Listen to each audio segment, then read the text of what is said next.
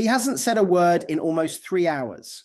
To everyone in the room, Daniel looks perfectly calm. He is sitting at the kitchen table in Leeds, a mug of tea going cold at his elbow, scrolling something on his phone that he isn't really reading. His shoulders are low, his face is smooth. If you walked in right now, you would think nothing at all had happened. But something did happen. 40 minutes ago at dinner, someone he loves said a sentence that landed like a slap. And instead of flinching, instead of raising his voice or firing back, Daniel did the thing he has always done. He went quiet. Not the sulking, door-slamming, quiet people imagine. A deeper, stranger stillness. The kind where the words are all there, stacked up behind his teeth, and not one of them will come out. If you love someone like this, you already know the feeling of watching it happen. One moment they are with you, warm and present, and the next a shutter comes down behind their eyes. They are still in the room. They are answering in single words. Fine. It's fine. Nothing's wrong. And you can feel in your gut that something is very much wrong. This video is about those people, the ones who go quiet when they are hurt. Not to punish you, not to win, but because somewhere a long time ago, silence became the only place that ever felt safe. And by the end of this, if you are one of them, I want you to feel something you may not have felt in a long while. Understood? Let's start with what it actually looks like from the outside, because it is almost always misread. When most people are hurt, you can see it. They cry, they argue, they slam a cupboard, they tell you exactly what you did and how it made them feel. The pain has an exit. For the quiet ones, the pain has no exit, so it turns inward and goes very, very still. The signs are small and easy to miss. The answers get shorter. The eye contact drops. They become suddenly intensely interested in a task, loading the dishwasher, tidying a drawer that was already tidy. Their voice, when it comes, is flat and even, stripped of color, because a level voice is a controlled voice, and control is the whole point. Here is the part that breaks so many hearts on both sides. From the inside, that silence does not feel like coldness. It feels like a flood. Picture Daniel at that table. Behind the calm face, his heart rate has climbed. There is a tightness in his chest, a heat rising up his neck, a strange ringing sort of pressure behind his eyes. His thoughts are not quiet at all. They are a stampede. He is replaying the sentence, defending himself, blaming himself, drafting 6 different replies and deleting all of them. The stillness you see on the outside is not the absence of a storm. It is a person standing very straight in the middle of one, terrified that if they open their mouth, the whole thing will come pouring out in a way they cannot take back. This is the first thing worth understanding, and it changes everything. The quiet is not empty. It is full. It is not a withholding of feeling. It is a containing of feeling, and the effort of that containing is enormous. Psychologists have a name for what is happening in the body during these moments. It is called emotional flooding, and it is not a metaphor. When we feel deeply threatened and to a sensitive nervous system, being hurt by someone we love is a genuine threat. The body floods with stress hormones. The heart speeds up. Blood moves to the large muscles. The part of the brain responsible for careful, reasoned speech goes partly offline. In that state, most people literally cannot find the words. It isn't stubbornness. The wiring for language has been temporarily overwhelmed by the wiring for survival. And survival is exactly the right word, because to understand why some people flood into silence while others flood into shouting, we have to go back. Not to a diagnosis, to a kitchen, a hallway, a bedroom door, decades ago, to the place where every one of us learned, long before we had the words for it, what happens when we show that we are hurt. Because we were all once completely open. A small child who is upset does not go quiet. They wail, they reach, They show you the whole of their feeling with their entire body, and they wait, wired to their core, to see what you will do with it. What happened next is the whole story. Some of us reached out with our pain and were met. A parent knelt down, softened, and said, in one form or another, I see you. Tell me. The feeling was received, named, and it passed. And that child learned a quiet, foundational lesson. It is safe to be hurt out loud. But some of us reached out and something else happened. Maybe the pain was too much for a parent who was overwhelmed themselves. Maybe it was met with irritation. Stop crying. You're fine. What have you got to be upset about? Maybe it was met with something bigger and more frightening, so that showing hurt only poured petrol on a fire. Or maybe, and this one is the quietest of all, it was simply met with nothing.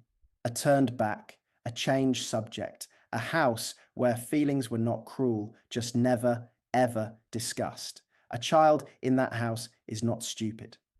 They are a brilliant little scientist, running the same experiment again and again and reading the results. And the result keeps coming back the same. Showing this makes things worse. Showing this makes me a burden. Showing this changes nothing, so why spend the energy? And so they adapt the way children always adapt, with breathtaking intelligence. They learn to take the feeling and swallow it. They learn to go smooth on the outside while the inside roars.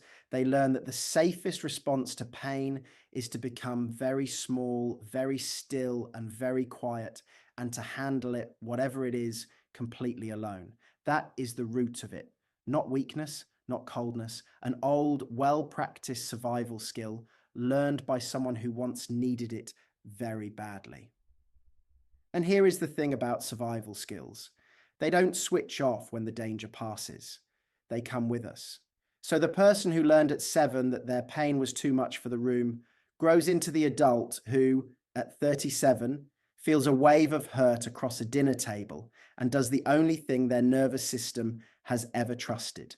They disappear inward and pull the door shut behind them. Not because you are unsafe, but because a very old part of them has never been told in a way it truly believes that it is safe now. Now, let's talk about the misunderstanding, because this is where so much damage is done on both sides of the silence. To the person watching, that quiet can look like the cruelest thing in the world. It can look like the silent treatment. It can look like punishment, like being frozen out, like a wall built on purpose to make them feel small. And so they do what feels natural. They push. What's wrong? Talk to me. Just tell me what I did. Why are you being like this?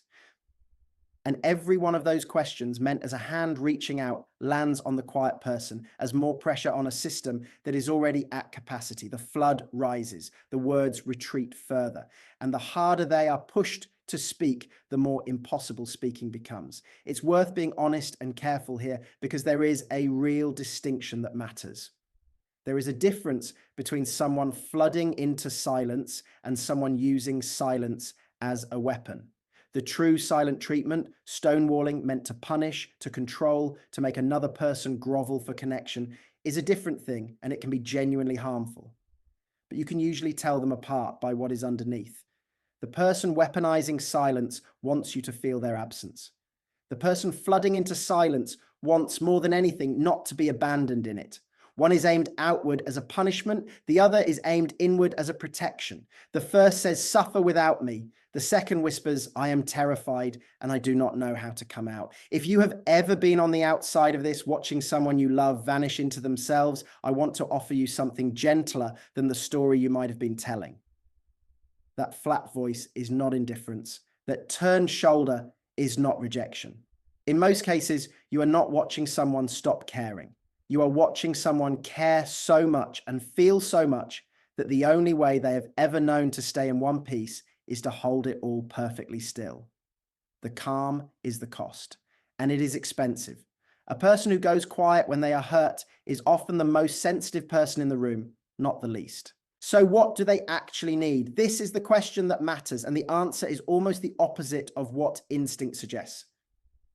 They do not need to be pushed. Pressure is the language of the flood, and pressure only ever raises the water. What they need first is for the pressure to come off. Space, offered warmly, not slammed down.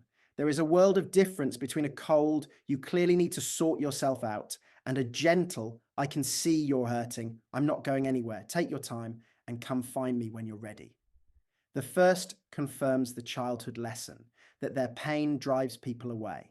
The second, offered again and again, slowly begins to write a new one. Because that is what heals this in the end. Not a clever sentence, repetition. The quiet person is carrying decades of evidence that says opening up is dangerous. You cannot argue them out of that with logic, and you certainly cannot force them out of it. You can only patiently offer a different experience so many times that a new kind of evidence slowly starts to stack up beside the old. An experience where they go quiet and no one punishes them for it, where they finally manage a few clumsy words about how they feel. And instead of the room going cold, someone softens. Someone says, "Thank you for telling me. That took something." Every single time that happens, a small repair is made in a very old wound. And if you are the quiet one watching this and recognizing yourself, I want to speak to you directly for a moment. There is nothing wrong with you. The way you go still when you are hurt is not a character flaw or a coldness in you. It is a strategy a much younger version of you invented to get through, and it worked. It kept you safe. It is completely reasonable that a part of you still reaches for it. You are not broken for having it.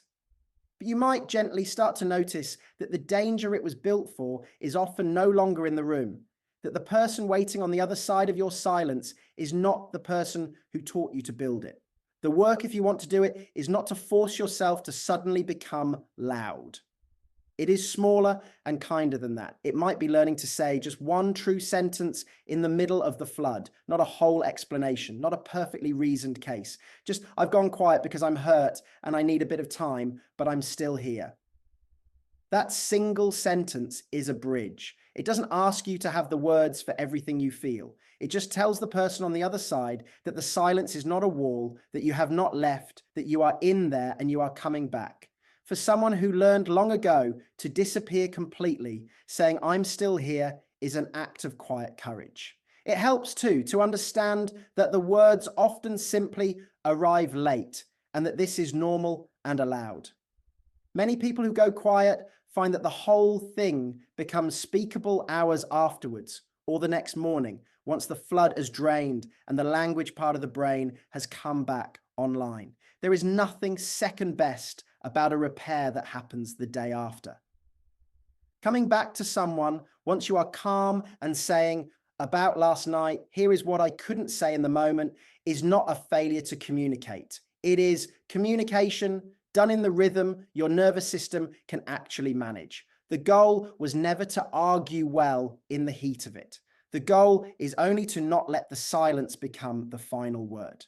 There is a particular loneliness that comes with being this way, and I don't want to move past it too quickly. The loneliness of feeling everything enormously and showing almost none of it, of being called cold by people who have no idea about the weather inside you, of watching someone walk away hurt, thinking you don't care, when the truth is you cared so much your whole system seized. If that is you, please hear this.